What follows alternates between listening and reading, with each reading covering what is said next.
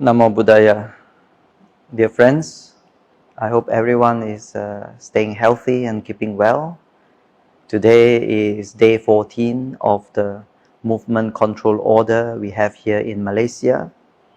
And during this period, everyone is mostly confined to the homes and not being able to go to work, to school, to the mall, to restaurants, to visit friends and relatives. But after 2 weeks, I can see that a lot of people have settled into a new routine, and that is a good thing. You need to keep yourself physically active, but mentally calm and spiritually positive and uplifted during this period.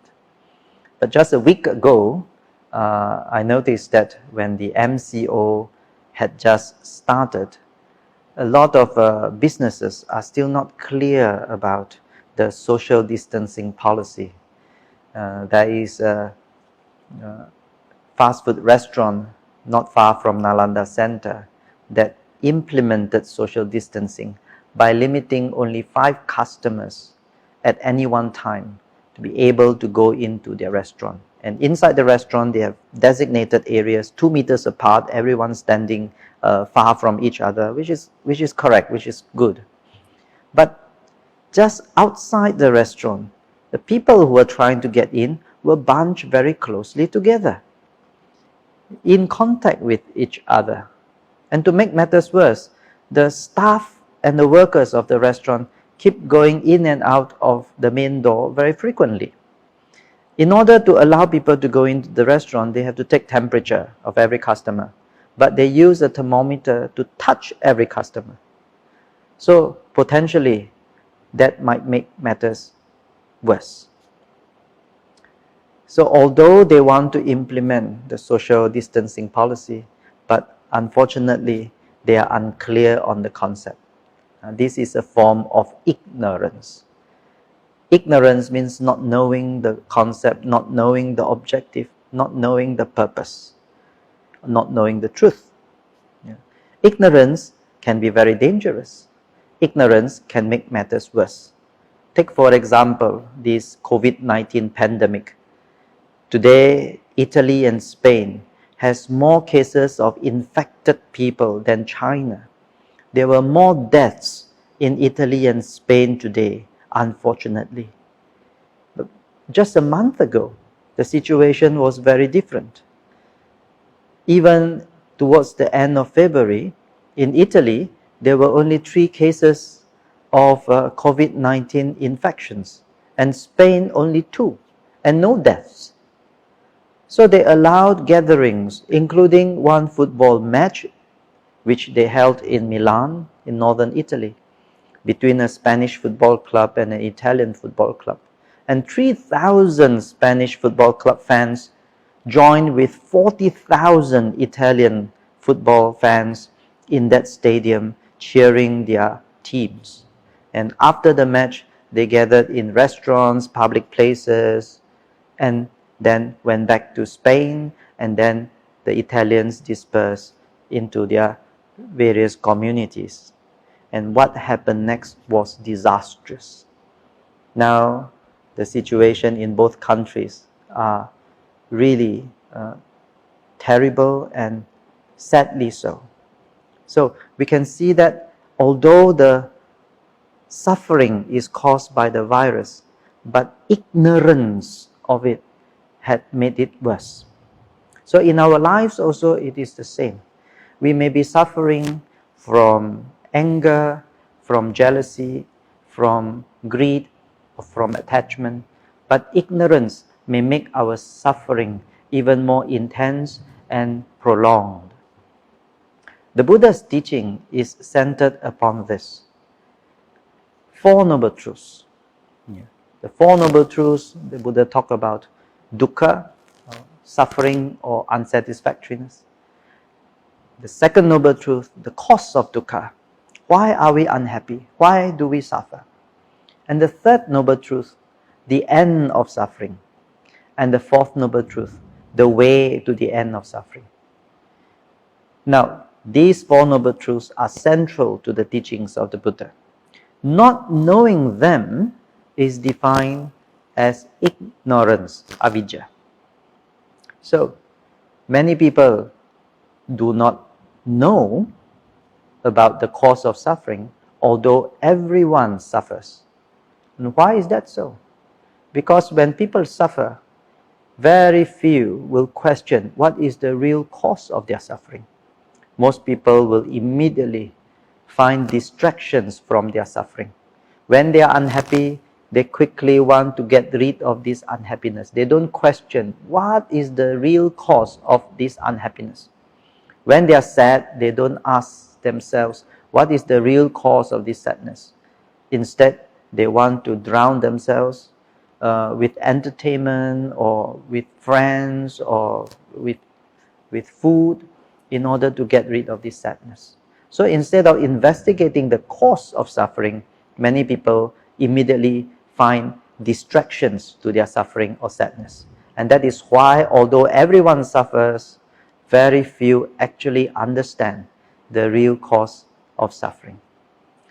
This pandemic has shown us very clearly what the Buddha taught 26 centuries ago about anicca, the impermanence and uncertainty, and dukkha, about unsatisfactoriness and suffering. In a short 2-week period, nations and lives were turned around, upside down. Things that people used to do, now they can't do. Everyone is locked down and gone back to a very simple way of life, restricted in their movements and not able to do business or go to school or socially gather and so on. This is anicca, and it has caused a lot of pain. It has caused a lot of inconvenience and discomfort. This is dukkha. So now the Buddha's teaching of anicca and dukkha is no longer a matter of faith and belief. We just need to observe. Just observe. It is plain for us to see anicca and dukkha. And yat aniccang tang dukkang, whatever is unsatisfactory, whatever is impermanent also leads about to suffering. So during this period, I hope everyone can learn the Dhamma and apply the Dhamma in our daily routine. Appreciate the Dhamma even more. Find inspiration in the Dhamma. The Dhamma is not something that does not affect us. Dhamma is something that is beyond us. Dhamma is something that is happening in real time. And we can see the anicca and we can see the dukkha. And do not distract ourselves with more entertainment, with fantasy, with imagination, with plans after this MCO period. Where would I want to go? What would I want to eat? Whom would I want to meet up with?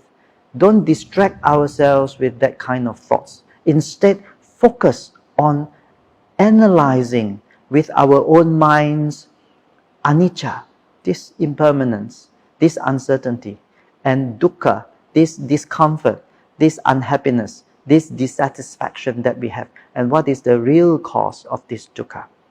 We can see that craving plays a large role. You want to go somewhere else, but you can't. You want to eat something, but it's not available. You want to go to work, but you can't go to work in this period. So that desire unfulfilled can cause a lot of unsatisfactoriness. So it is not just during this period of MCO, movement control order by the government. All of us will one day face our personal movement control period. Our movement can be severely restricted and restrained. Just think ahead. If one day sick and hospitalized, when we are intubated, we also have our movements curtailed. We also cannot go out. We also cannot go to the malls, go to the restaurants, visit our friends and family, cannot go to school or cannot go to work.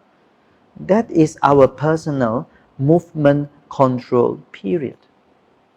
So prepare ourselves by preparing our minds. Our minds need to be imbued with Dhamma. When we have the understanding of Dhamma, with right views of Dhamma, we are then immune to ignorance. When we are immune to ignorance, then the suffering will also come to an end. Now, this is the teachings of the Buddha. When we are free from ignorance, then we will not carry on in prolonged suffering. This is the time you find inspiration in the Dhamma, and in turn, when we realize the Dhamma, be an inspiration to other people. When people see you who have practiced and realized the Dhamma well, they see a face of calmness in the midst of adversity. They hear the voice of wisdom in the midst of so many other news and voices that give rise to fear and give rise to worry. They hear your voice of reason and wisdom. So you can be an inspiration to other people when you realize the Dhamma.